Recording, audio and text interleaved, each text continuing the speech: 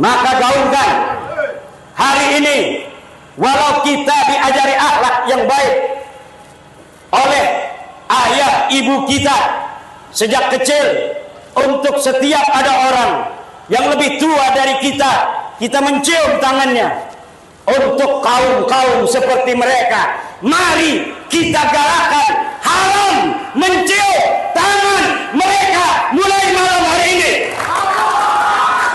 Haram mencium tangan mereka mulai hari ini. Haram mencium tangan mereka mulai hari ini.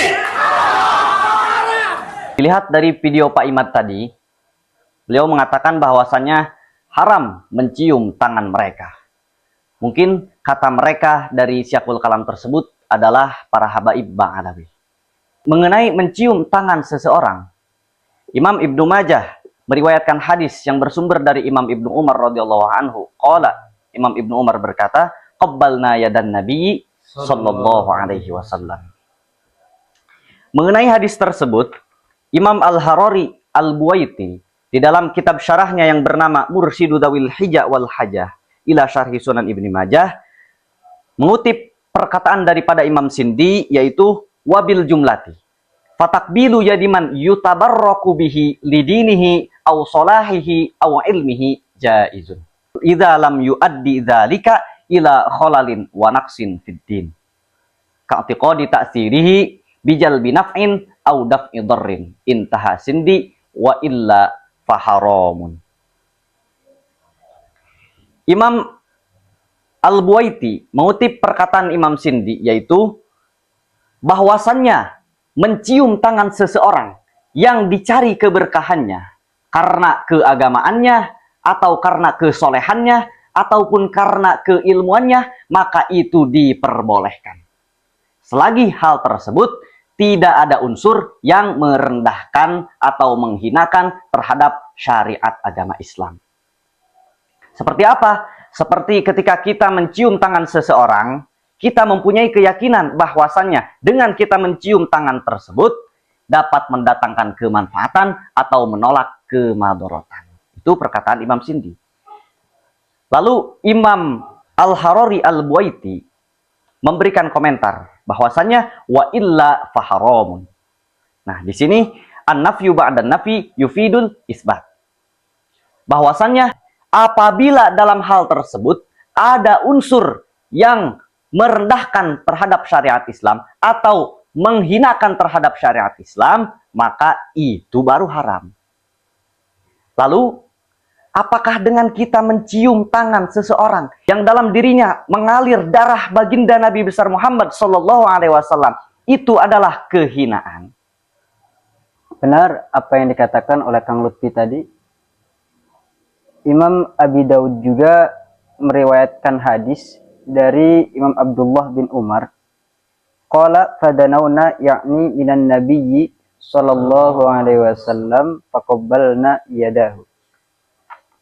Imam Abu Thayyib Al-Abadi menafsirkan hadis ini dalam kitabnya, yakni kitab Aunil Ma'bud, syarah daripada kitab Sunan Abi Daud, yang mana beliau mengutip daripada makalah Imam Al-Abhari, fa amma idza qabbala insanun yada insanin aw wajhahu aw syai'an min badanihi ma lam yakun auratan ala wajhil kurbati ilallahi lidinihi aw li ilmihi aw li syarafihi fa inna dzalika jaizun. Apabila seseorang mencium tangan orang lain atau sesuatu anggota badan selain daripada auratnya bertujuan taqarrub kepada Allah karena agamanya atau karena keilmuannya atau karena kemuliaannya, maka hukum mencium tangan orang lain tersebut diperbolehkan.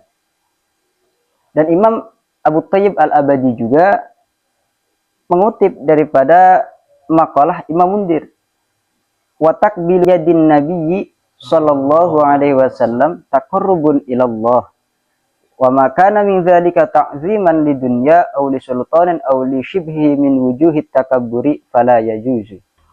Mencium tangan Nabi Muhammad sallallahu alaihi wasallam itu taqarrub kepada Allah, Dan adapun mencium tangan orang lain karena bertujuan untuk mengagungkan dunianya atau kekuasaannya atau sesuatu yang bisa menimbulkan sifat takabur, maka hukum mencium tangan orang lain tersebut tidak diperbolehkan. Dari berbagai pendapat yang telah diuraikan, Al-Imam Mubarakfuri di dalam kitabnya Tuhfatul Ahwadi, syarah daripada kitab Sunan At-Tirmidzi, beliau mengutip daripada ucapan Imam Abhari bahwa sesungguhnya Imam Abhari berkata, "Wa innama karihaha malikun idza kanat ala wajhi ta'zimi wa takabburi. Wa amma idza kanat ala wajhil qurbati ilallah lidinihi aw li ilmihi aw li syarafihi fa inna dzalika jaizun." Imam Malik menghukumi makruh akan hukum mencium tangan seseorang jikalau berpotensi mengagumi seseorang tanpa alasan dan menimbulkan sifat kesombongan. Apabila mencium tangan seseorang tersebut dengan tujuan taqarrub ilallah, karena agama orang tersebut, atau karena keilmuan orang tersebut, atau karena kemuliaan orang tersebut, maka itu diperbolehkan.